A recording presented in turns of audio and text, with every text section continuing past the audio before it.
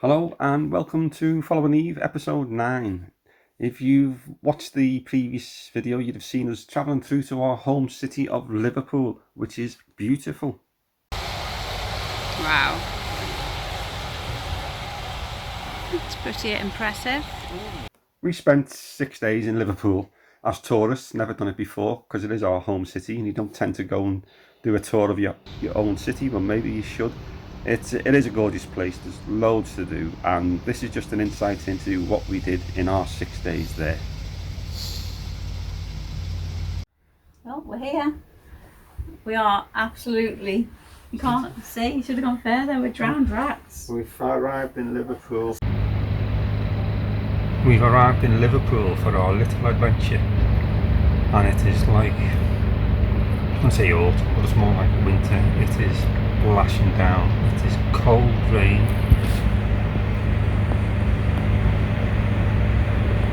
It's a bit of a breeze, but it is lashing down, so we're confined to barracks. What a difference a day makes. It was absolutely pouring down for 36 hours non-stop, and we've woken up this morning, canopy's still a little bit frosted over, but I'll open the door in a sec.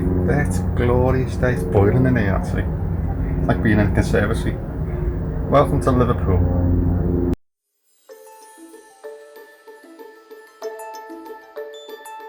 I'm a bit of an amateur photographer, so during this video I'm going to show you some of my photographs that I took of Liverpool during the 6 days we were there. On our first morning we went for a walk around the Dockland area and saw this little fella. He's a cormorant, and I've never been up close to a cormorant. The markings on his back was amazing. And from there we went into the Merseyside Maritime Museum. It's part of the National Museums Liverpool and part of the European Route of Industrial Heritage. It opened for a trial season in 1980 before fully opening in 1984, and it expanded again in 1986.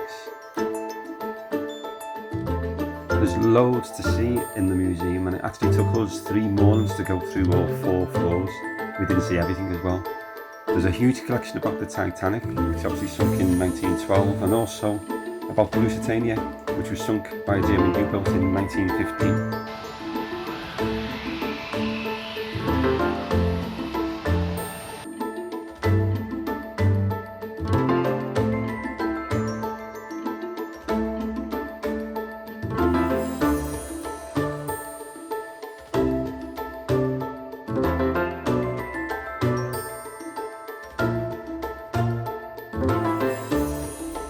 It also houses the International Slavery Museum, which was fascinating for a number of reasons.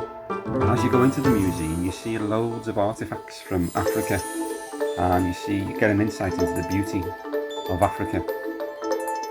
But then there's also collections about the transatlantic slave trade and also racist memorabilia.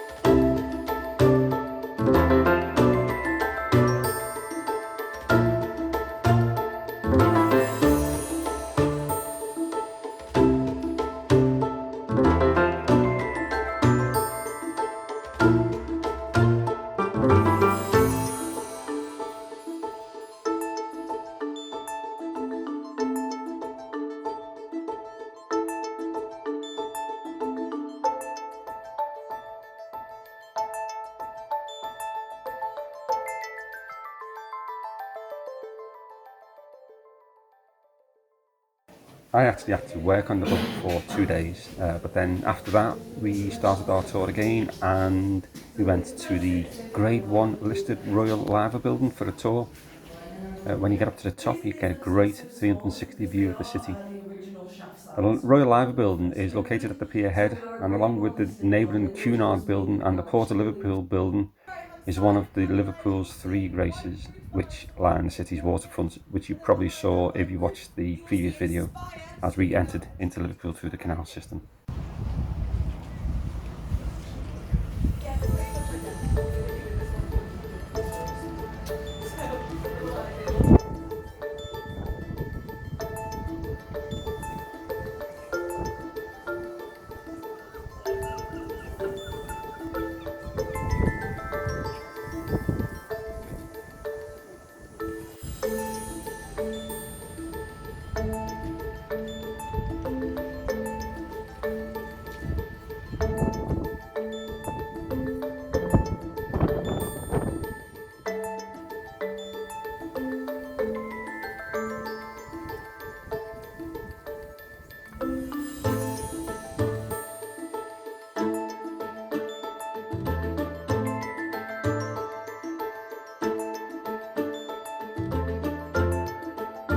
On top of the building are the 2 fabled liver birds. One looks out and protects us from the sea, and one looks in and protects the city. The liver birds are 18 feet high, that's 5.5 metres.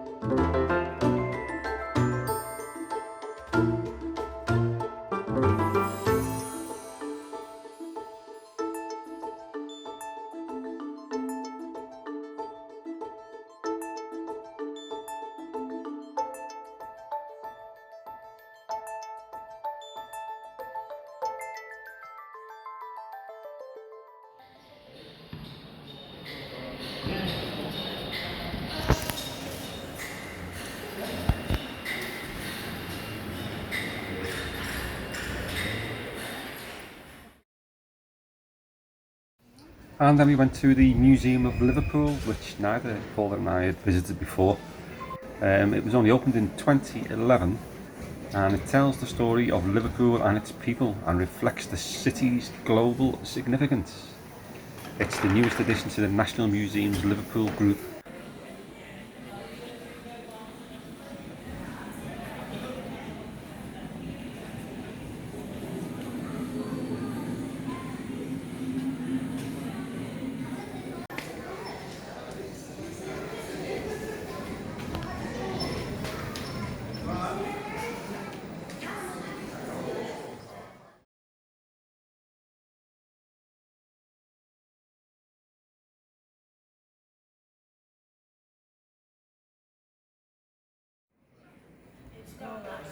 This is a model of the old Liverpool overhead railway which went along the dockland area.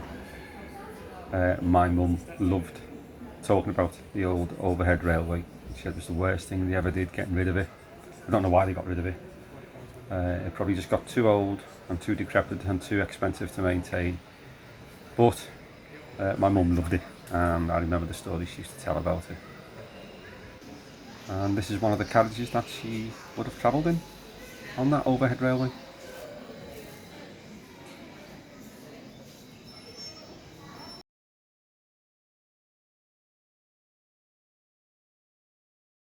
Mine would look best than that though, wouldn't it? Yeah, of course. your camera's much better than mine. Yeah, it's good, isn't it? But we went through there, we didn't go through there, we went through there. You videoing, are you? Yeah. You doing a panoramic? No, I'm just doing a video. That looks beautiful, doesn't it? It's what, I don't know, what time is it, 9 o'clock at night? Mm-hmm. We're just seeing where we went to. We just had a lovely meal. And there she is doing the same thing as me. But she thinks her camera's better than mine, and you know what? It is on her phone, but she still stinks. Oh, can you see the reflection? Put your fingers on my way. Sorry, can you see Keep the? going, you're still in my way. Oh, sorry. Can you see the? Can you see the reflection of the moon in your picture? I can. Mine's better than yours then.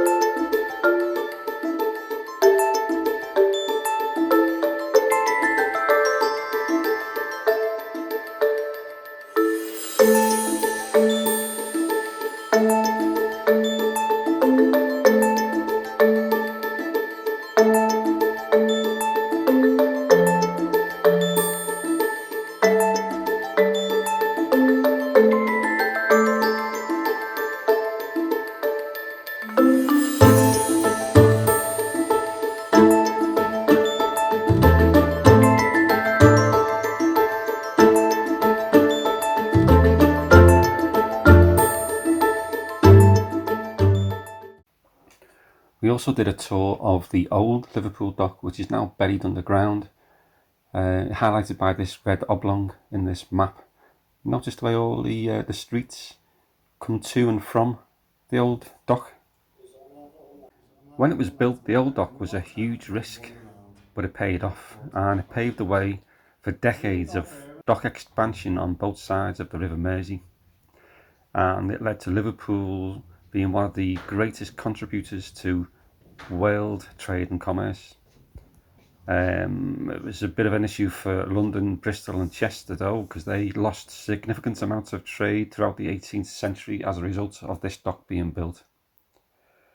The old dock was constructed in 1715 at the mouth of the Pool, which had been at the heart of the town's successes, but with increasing number of ships using the port, it was struggling to cope. So in 1708, the merchants who controlled Liverpool Corporation employed Thomas Steers, one of Britain's leading canal engineers, to find a solution. He converted the mouth of the Pool into a dock with quaysides and a river gate. It was now possible for ships to load and unload whatever state of the tide, which was revolutionary at the time, and ships could unload in about 2 days instead of 2 weeks. The dock was technically very difficult to build and cost about £12,000, which was double its original estimate.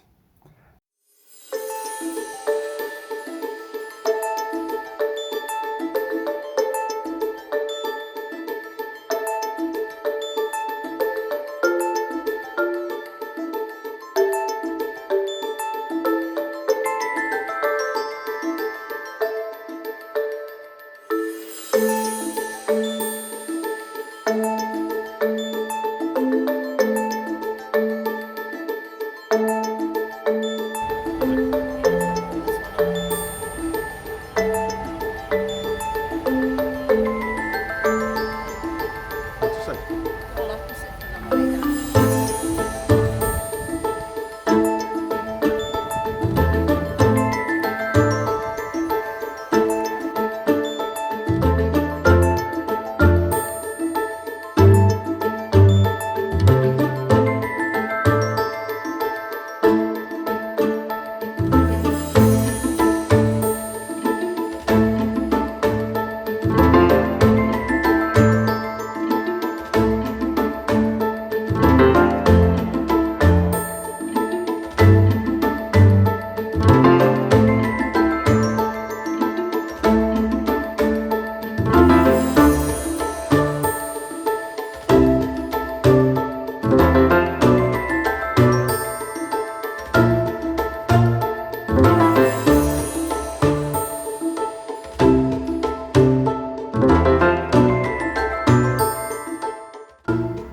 Thanks very much for watching. It really is impossible to do everything you can do in Liverpool in 6 days, in the 6 days we had. I think we could have spent another couple of weeks there, to be honest. There's loads left to do. But thanks very much. So this gives you an insight into how beautiful Liverpool is. And if you haven't subscribed, please do so. Thanks very much.